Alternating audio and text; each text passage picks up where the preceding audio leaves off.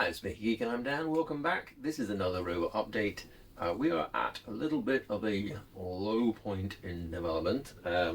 Currently, the camera is not really attached because I managed to shatter the mount that was connected to it, and that shattered because up here, the primary gear, I'll bring you around in a second, sheared off its plastic.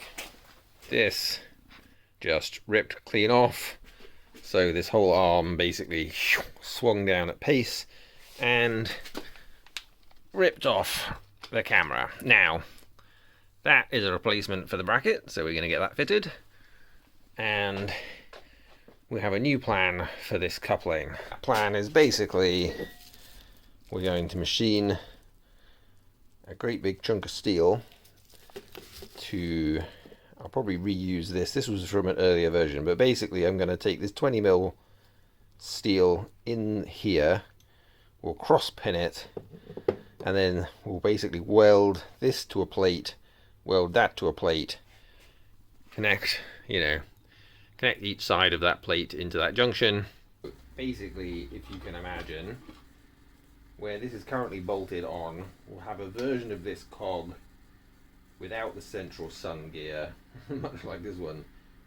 We will bolt a metal plate on the front of this that will have that 20mm shaft welded to the middle, and then on this side we'll have a plate that is bolted on where this current receiver is, and yeah, we'll just, hopefully that will mean that I can take this motor, slide it into place, cross pin it, and we'll have a nice solid mounting that won't shear off under load as the 3D prints did. This was sort of always the plan. I always expected to have to upgrade various parts from 3D printed to aluminium or steel or whatever. It's just, this has forced my hand. That's the next job. So I will first mount the bracket. So let's just grab that out of the printer. Just clear off that. So this is the camera bracket.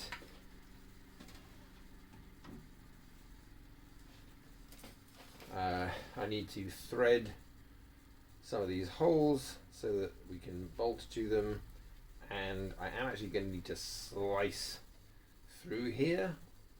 Well, with the original version I fed the cables through, and I suppose I could probably do that again, but I'm feeling lazy, so I think if I just cut a channel I can like move the cables through rather than have to rerun a load of cables. That's the plan. So let me do that, get that remounted, and then we've got some lathing to do. Right. So I think I need to first attach to this. I'll remind myself how it goes. So I've cut a notch so that I can just thread all of those cables into it. And bum, bum, bum, bum. I need to figure out which holes I'm screwing onto and how. This is where using black filament makes life a little bit difficult.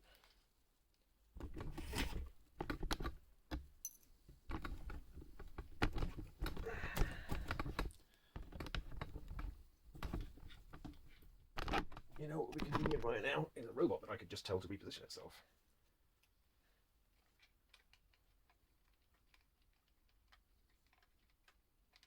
Right, okay, so I think you are somewhere around about there.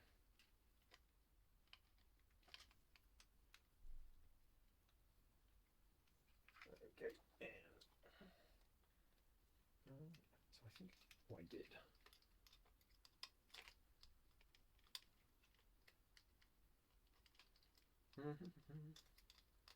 It was easy to put things back the way they were.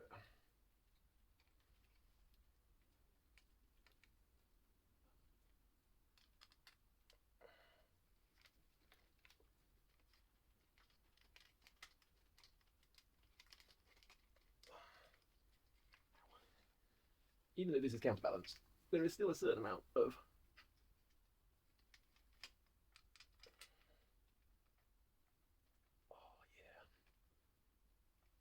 I thought I was going to have a lot more trouble finding that second hole. Hopefully that means that this will also be fairly straightforward. All right. We are in good shape there. Whew. Right, now in theory, this guy, so actually this guy goes on the back, and we go that way round. So what we should be able to do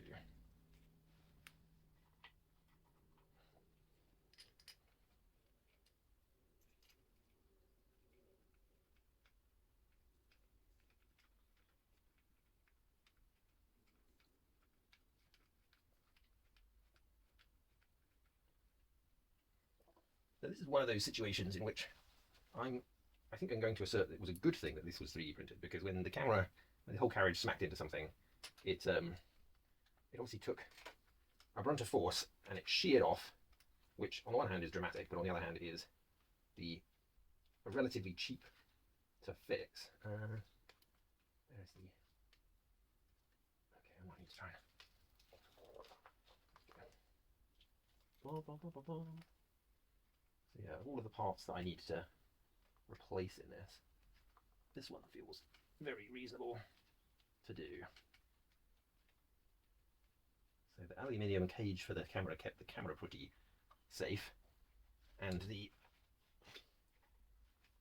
plastic broke in reasonable places, and it was not difficult to replace it. So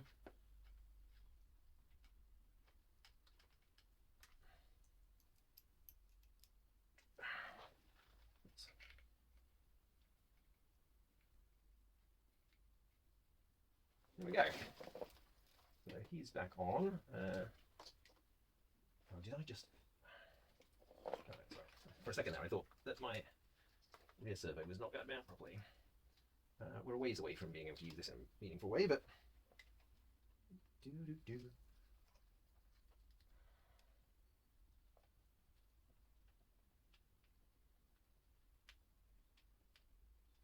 right. That's the servo that eventually, when we get back that far, triggers the start-stop on the camera. Right. Looking better already. This guy's sheared off. I need to reprint this mount, but that's fine. Again, cheap to reprint.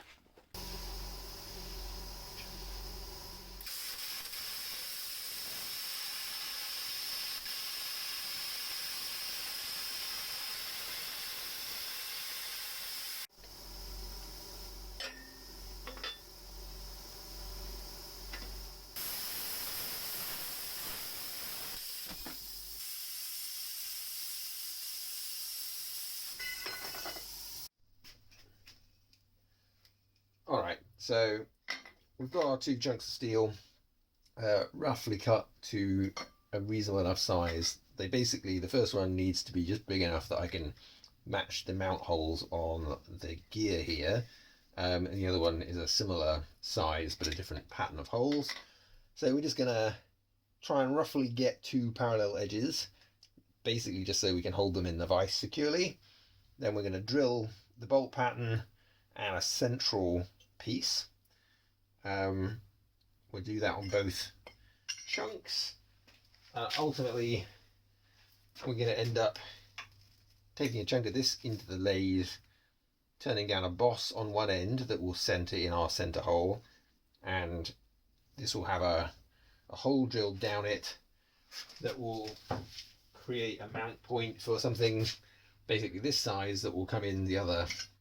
Right, so we'll basically end up with 2 things that should suck together, and then we can put a cross pin in them, and then we'll have a mounting. So let's do it. Let's just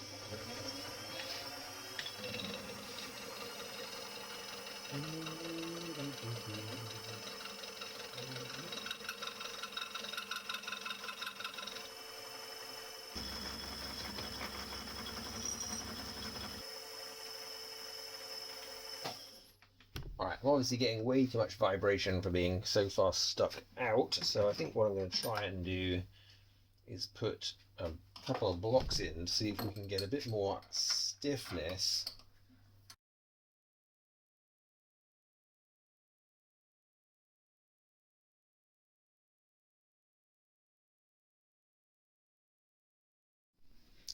Right, so that's that.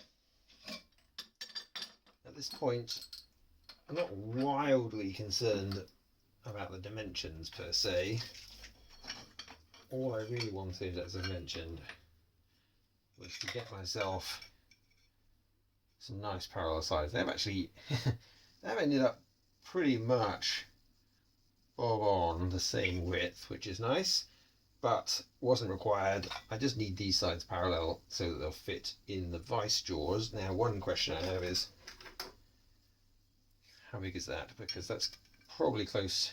Okay, 97, 96. Okay, that's good. And fundamentally is big enough to fit over all of those holes, which is what I needed. Those 1, 2, 3 blocks worked a treat for giving me some rigidity. Right.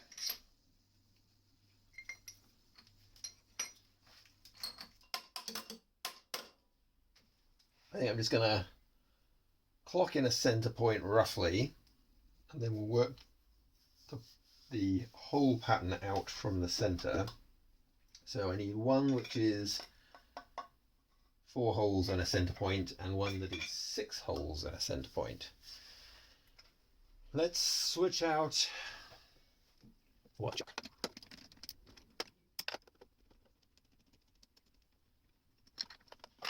For what it's worth, I have these 2 cutters that are 12mm, and it turns out this one is trash compared to this one, which is looking a little bit more worse for wear, but like this was just seemingly chewing through its own teeth. I don't know, it definitely, I assume it was cheap in a kit, high-speed steel apparently. I don't actually know what this is because it's got so much surface rust, but this ate through that steel with considerably less drama, which was nice.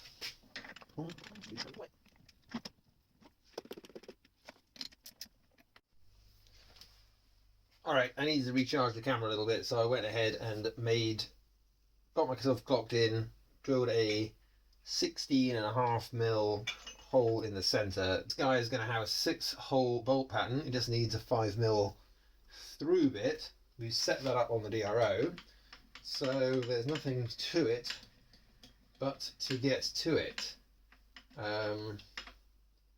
Now I have a 5mm.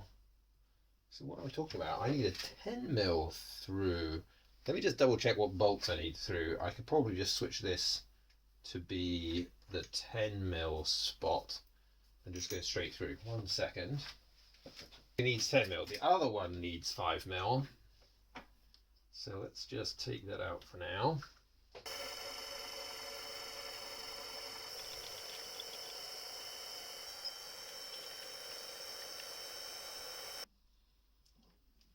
Right. And presto, we now have our bolt pattern and a boss.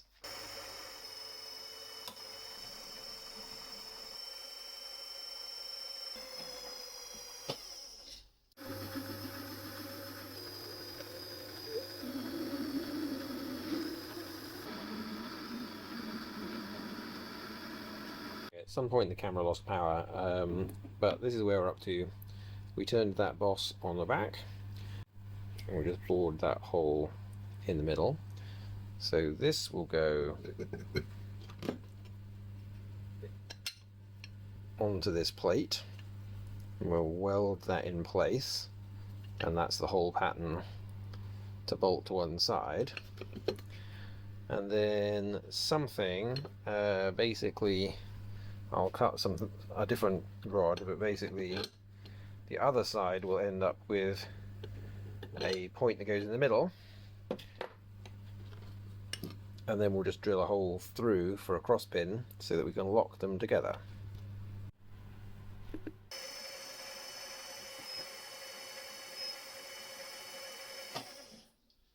Right, so that should get us right on center.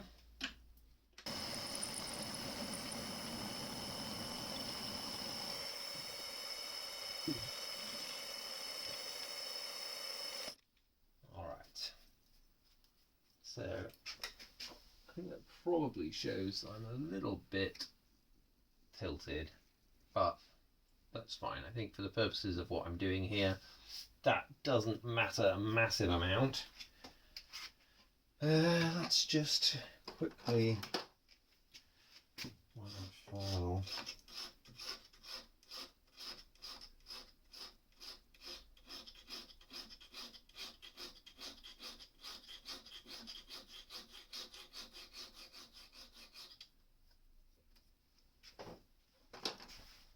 Right, now if I release this, flip it and put a flat spot on it, then I will lose my center. If I drill it right now, I will have the flat spot that's super important, but I'll have to do a tool change and then a full change, and but then I can do the flat spot on the other side relatively easily. I can probably try and do. Right, let's assume that that's going to hold our position well enough. I think that'll do us. Again, it doesn't super matter.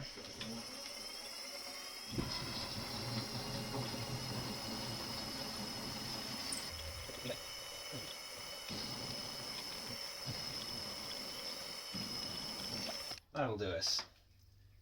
The main reason I wanted a flat spot on each side is that when I put a cross pin in, I'm probably going to want some kind of C-clip or something else that holds against it, just to stop it from leaping out. And it just seems like it's probably easier to do that against a flat registration. Yes, fine. I normally use this edge finder, so let me just remind myself exactly what is its diameter. I guess it's probably 8, 10, 10. Okay, so we need to come 5 in to get us right on the edge. To me, I'll re-zero that. So 12 and a half is what I said.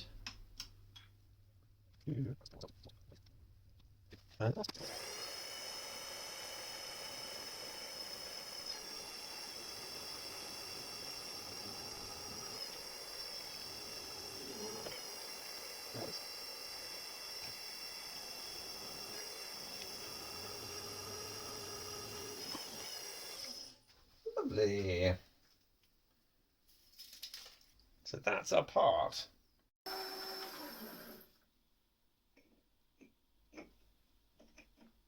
There we go.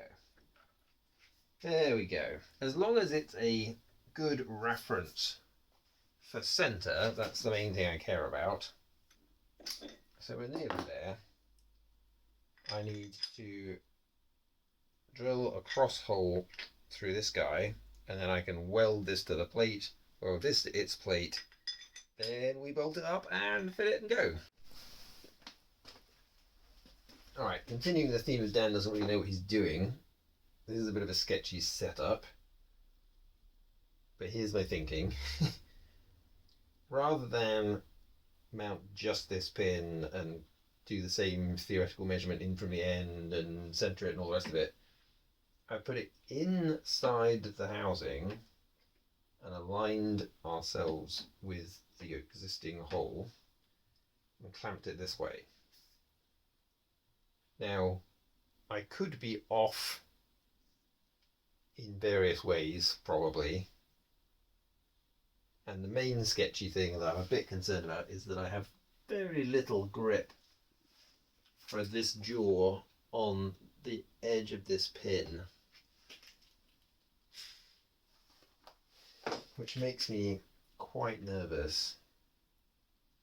I tell you what I should do.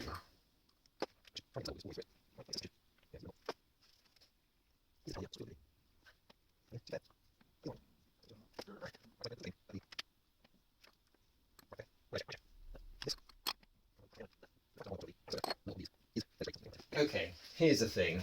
What could go wrong? The grip on this when I bite in could twist this hard enough that it rips out of the vise because it's not really held on a huge amount of metal at this end. This could spin. I mean, it doesn't feel like it wants to spin. And I guess the main thing is if I go through, if I've messed up the alignment, I could just come out of a different place. But I think all of those things are manageable, not least because even if this comes out, it should still be held in place by the drill. I'm just going to do it.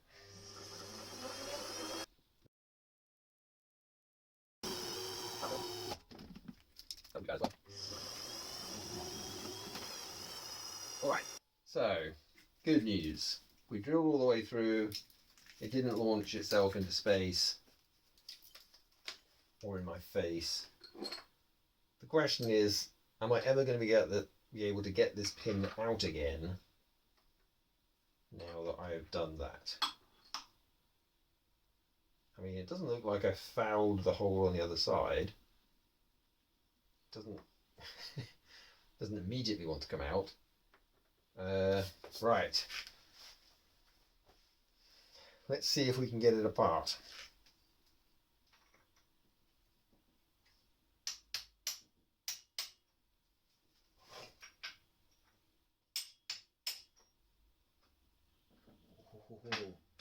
We can.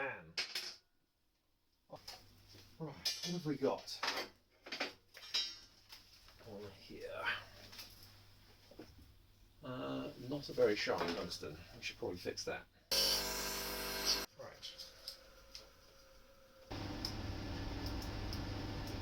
Right. Connecting it to a pedal, Daniel.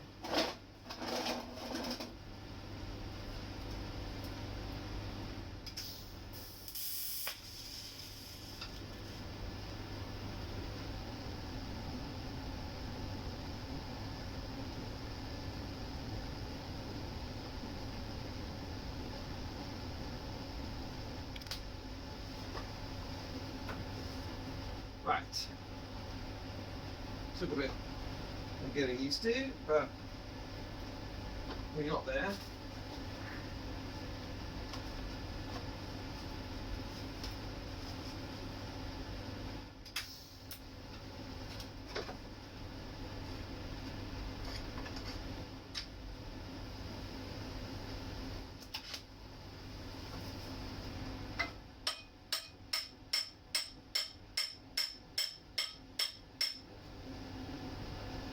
Yeah, I think that's not going anywhere.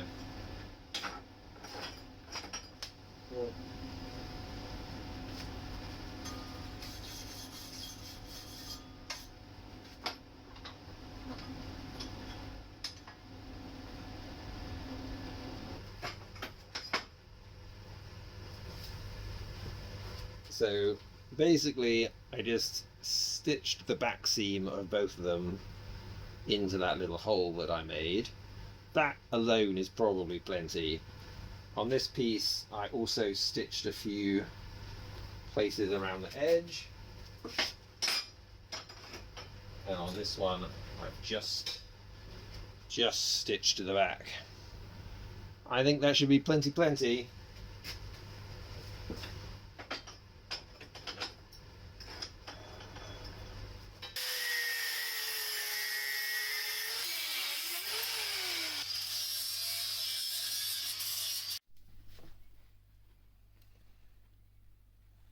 And pretty colours from the heat. Right, so first job is I need to remove this section and replace it with my metal bracket. So this is tricky because this is obviously what's holding the main robot arm on. I think what I want to do is clamp this in place before I loosen all of the bolts. So let me get some clamps.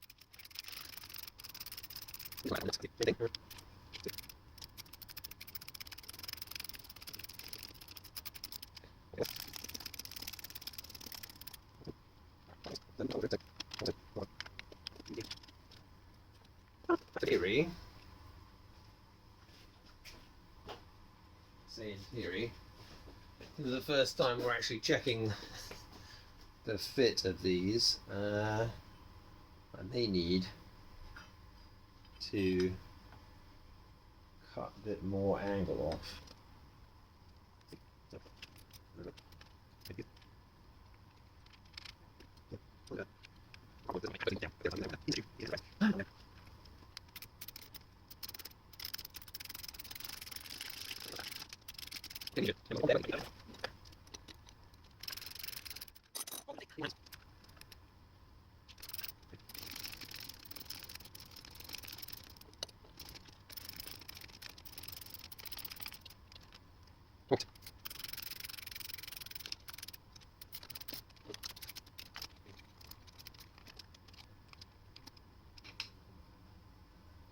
Right. Yes, I'm missing one. I'll probably put that back in eventually, but for now, let's see.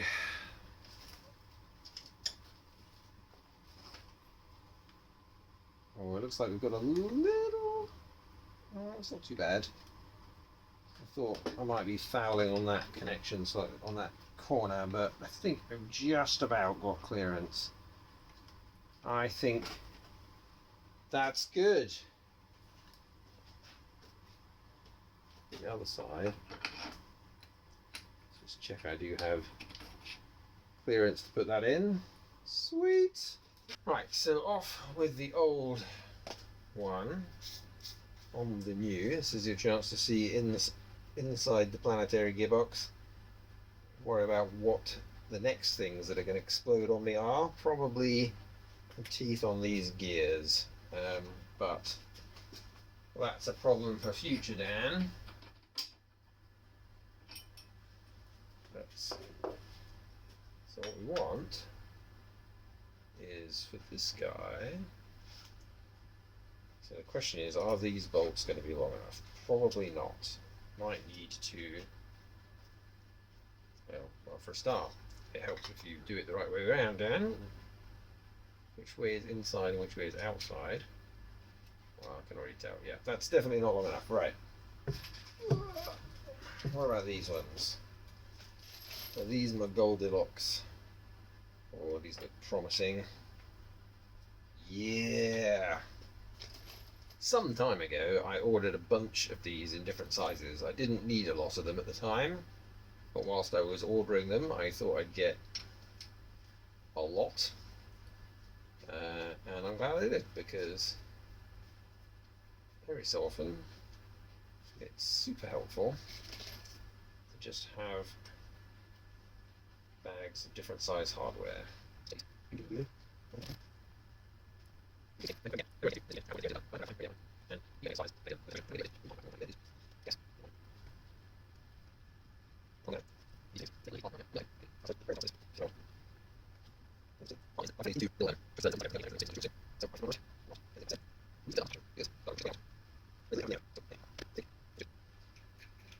There's nothing actually holding this disc inwards. I could just pull it out and I'd have the planet gears, but it would be a demon to get back in again, aligned. So anyway, that now needs to be placed on there, and we'll see if we can get the alignment right. Let's move you. This is definitely fiddly.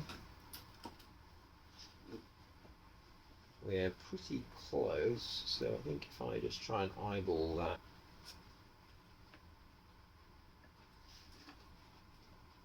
Okay, so I think Aha! Okay, we are coupled.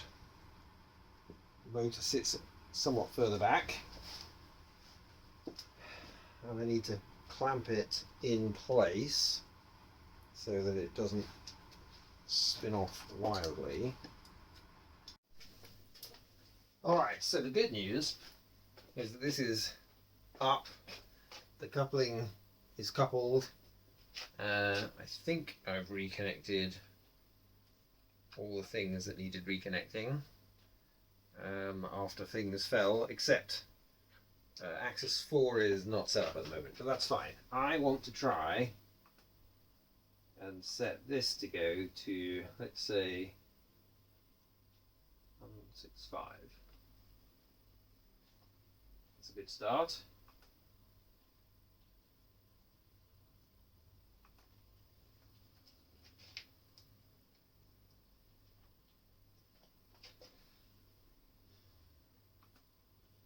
Let's move you to, let's say, 85. 85 is that way. Let's move you to 95.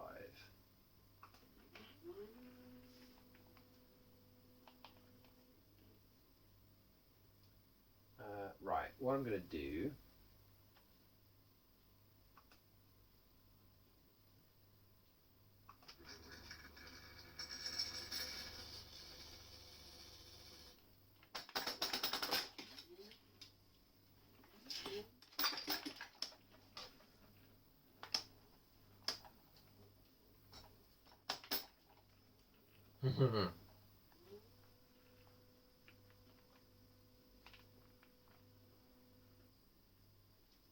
So I think what happened there is either we just maxed the torque out, like we're right on the edge of the torque for this setup with one layer of planetary gearbox, so the whole thing just slipped, or possibly I'm not feeding it enough dedicated voltage, and when other things are also moving, but it's pretty close. I think I could probably add some more counterbalance weight.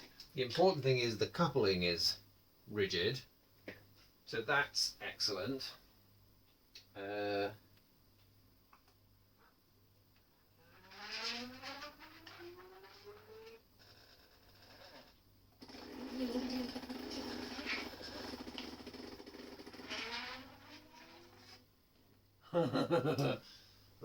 was our first full coordinated motion of a bunch of axes.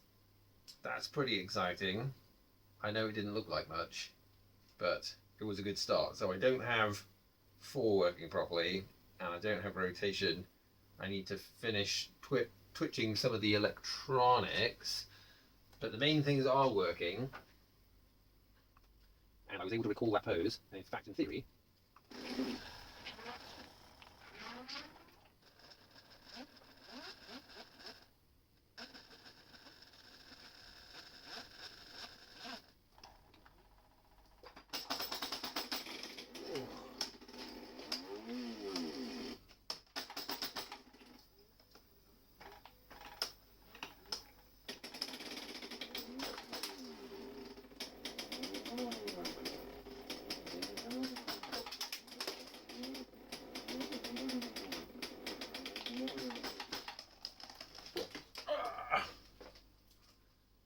okay, I hit the power. We are riding the limits of what this gearbox can handle